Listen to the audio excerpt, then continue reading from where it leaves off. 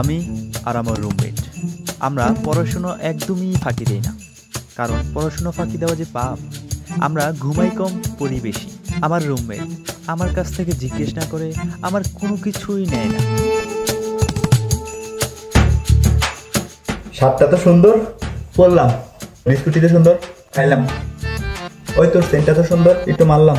বাহ, ফুলটা তো সুন্দর, তোর বাবিরে দিলাম।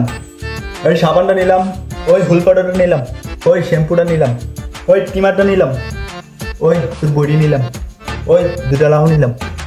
না না না, এখানেই শেষ নয়, আরও আছে। আপনি শুধু দেখতে থাকেন। 200 টাকা দেস না, সামনের মাসে দিয়ে দিব। একটা কলম দে, একটা খাতা দে, একটু সাজেশন দে, একটা মায়া দেখে দে, আমার শার্টটা একটু দিয়ে দে, মশারিটা টাঙ্গাই দে, খাবারটা একটু আইনা দেস না।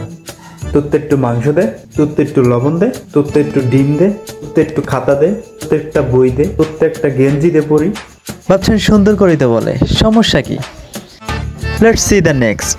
ওই জুতা খুললে ভিতরে, ওই রুম ঝাড়ু দে, ওই বিছনা গুছা, ওই পানি আন, ওই রুমটা মুছ, ওই লাইটটা জ্বালা, ওই ফ্যানটা চালা, ওই লাইটটা বন্ধ কর, ওই ফ্যানটা বন্ধ কর, ওই চ্যানেলটা সাবস্ক্রাইব কর, ওই ভিডিওতে লাইক কর, ওই ভিডিওটা শেয়ার কর।